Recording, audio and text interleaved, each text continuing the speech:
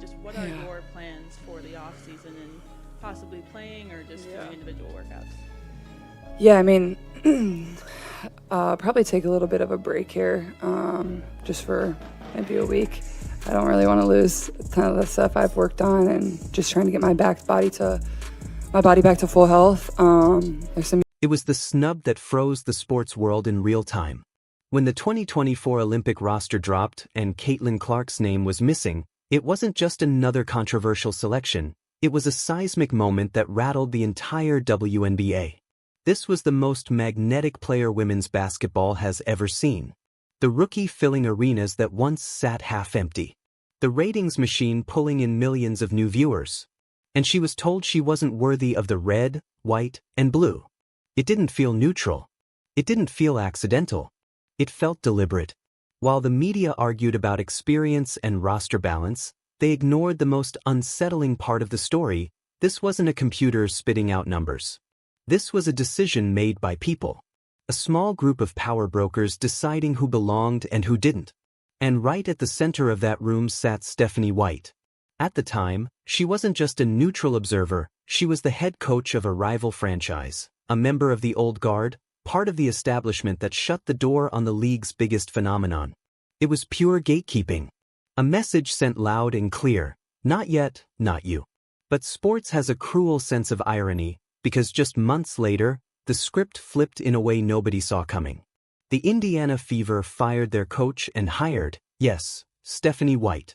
The same woman tied to the decision that kept Caitlin Clark off the Olympic stage is now the person dictating her minutes, her role, and the direction of her career.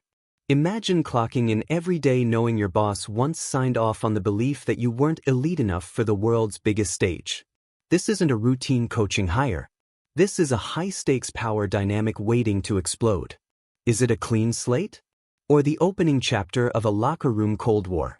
Because when you look at the fury Caitlin played with after that Olympic snub, you have to ask, can she ever fully trust the person who helped slam that door shut?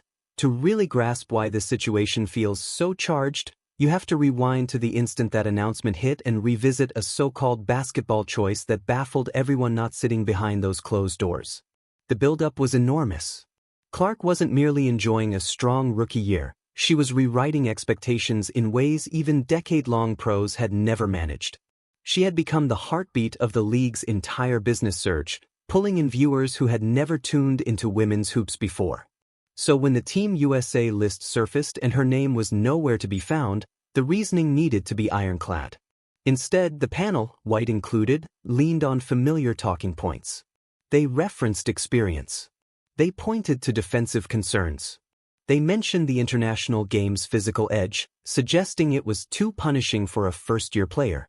But the facts tell a different story. USA basketball has repeatedly embraced young stars to prepare for the future, bringing along a fresh Diana Taurasi and a college-aged Breanna Stewart without hesitation. Excluding Clark wasn't honoring precedent, it was abandoning it. The idea that she hadn't earned it sounded less like analysis and more like code for not enduring the grind long enough. It echoed a long-standing league problem, an inflexible pecking order that values time served over real-time influence. As a selector, Stephanie White had a clear view of Clark's impact all season, having schemed against her firsthand. She understood the threat, the skill set, the gravity Clark carried every night. Approving that roster meant endorsing the notion that the most lethal shooter the women's game has ever seen somehow lacked enough value to help win. It wasn't just a decision, it felt like a slight wrapped in official language. And for Clark, a player known for absorbing every detail and storing every perceived disrespect, this wasn't a simple exclusion. It was a provocation. It felt like the establishment closing ranks, protecting its own territory from the newcomer who was stealing all the oxygen in the room. But that snub didn't happen in isolation. It was the culmination of a season-long undercurrent that had been building the moment Clark declared for the draft. Clark didn't just skip steps in the hierarchy. She blew the ladder up. No waiting period. No quiet rookie season. No gradual earning of attention. She walked in and instantly became the economic engine of the league, and that terrifies systems built on seniority. When you benefit from the old order, disruption feels like disrespect, And the silence afterward. That might be the loudest part of this whole saga. When the backlash hit, nobody on that committee stood at the podium and said, "Here's the exact basketball reason we left off the most impactful offensive player on the planet." Instead, we got the corporate fog machine. Chemistry, fit, experience, style of play. Those aren't explanations, they're shields. And chemistry, especially, is the most revealing word of all. That's code. It always has been. What it really means is, she's too big. Too much attention. Too many cameras. Too much gravity. Veterans didn't want every practice to turn into a Caitlin Clark press conference. They didn't want the Olympic team, the one place that's supposed to be pure basketball excellence, to orbit around a rookie. That's not about winning. That's about comfort. If that's true, then yes, the decision was conservative, safe, and honestly timid. They chose locker room peace over global growth. They chose familiarity over electricity. They chose to protect the emotional ecosystem of veterans rather than unleash the biggest ambassador women's basketball has ever had on the world stage. And that's a brutal thing for Clark to internalize. You weren't excluded because you couldn't help, you were excluded because you were inconvenient. Now fast forward to the present, and the irony is almost cruel. The same woman who signed off on prioritizing veteran comfort is now drawing up plays for the very player whose presence once felt like a problem. That's not just awkward, that's a trust stress test. Because when things get tight, late playoff games, last shot decisions, rotations under pressure, is White going to bet on disruption or default to the system she spent her career navigating, breaking records almost daily? The rookie assist mark vanished, the first-year scoring benchmark was obliterated, and she dragged Indiana into the postseason for the first time in almost 10 years, turning the entire stretch into a full-blown payback run. Every logo 3 felt like a direct message to the decision-makers, each splash another receipt proving how badly they misjudged her. The doubts collapsed one by one. They said the league's physical play would overwhelm her, yet she was carving up elite defenses nightly. They argued she lacked seasoning, yet she was outperforming gold medal veterans on a regular basis. By season's end, keeping her off that roster looked indefensible, and Stephanie White, standing across the court with the Sun, had to realize the mistake in real time, forced to witness the force she helped unleash by saying no. And as Clark surged, someone else paid the price. To understand White's arrival in Indiana, you have to examine the fallout, starting with Christie Sides. The former Fever coach was placed in a no-win scenario, given a young, unprepared group and expected to deliver instant results under a blinding spotlight.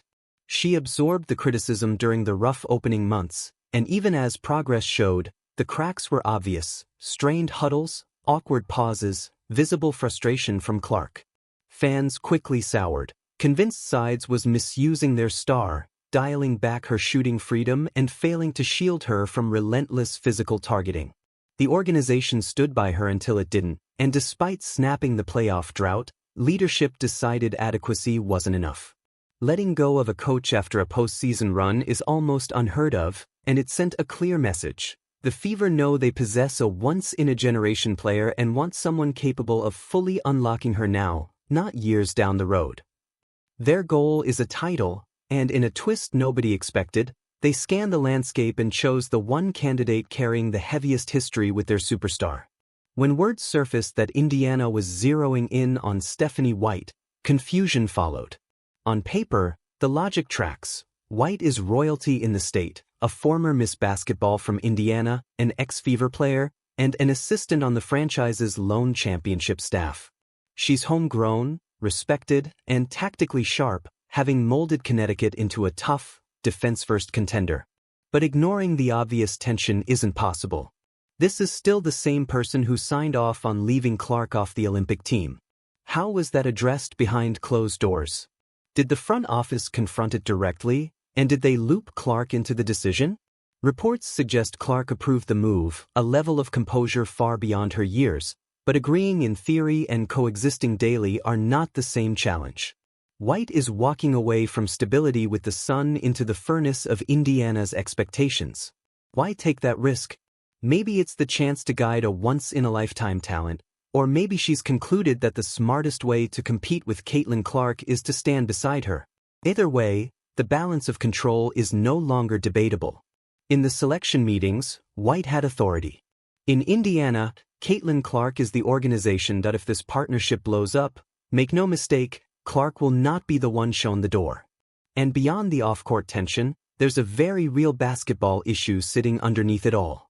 Stephanie White has a clear identity as a coach. Her teams are defense-first, slow the tempo, turn games into trench wars, and squeeze opponents until they break. It works, but it's anything but pretty. Caitlin Clark is built from the opposite blueprint. She's pure volatility, built to sprint, launch from the logo, accelerate the pace, and overwhelm teams with offense before they can breathe. That contrast sets up a textbook philosophical collision. The real question is whether White can loosen her grip and reshape her system around a once-in-a-generation offensive engine, or whether she'll attempt to mold Clark into something more controlled. If it's the latter, sparks are inevitable. We've already seen what happens when coaches try to cage Clark. Her frustration shows, the offense bogs down, and the fanbase erupts. White has to understand that you don't invest in a supercar just to idle it in first gear. Still, coaches are notoriously stubborn, and White is coming off success built on her own methods, which makes the temptation to enforce them even stronger. Psychologically, the situation is fascinating. By bringing in White, the Fever have essentially paired Clark with someone who once rejected her, stripping away the us versus them fuel that powered her revenge season and placing that conflict directly inside the locker room. That risk could backfire, or it could be genius.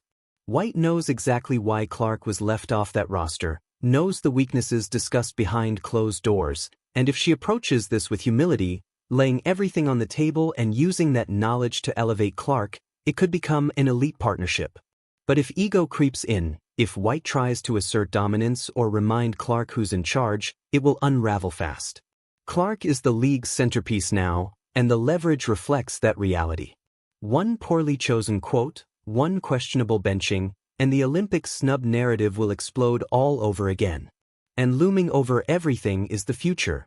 Los Angeles 2028, the biggest Olympic stage women's basketball has ever seen, with Clark in her prime and White likely still embedded in the USA basketball ecosystem. What happens now could echo for years.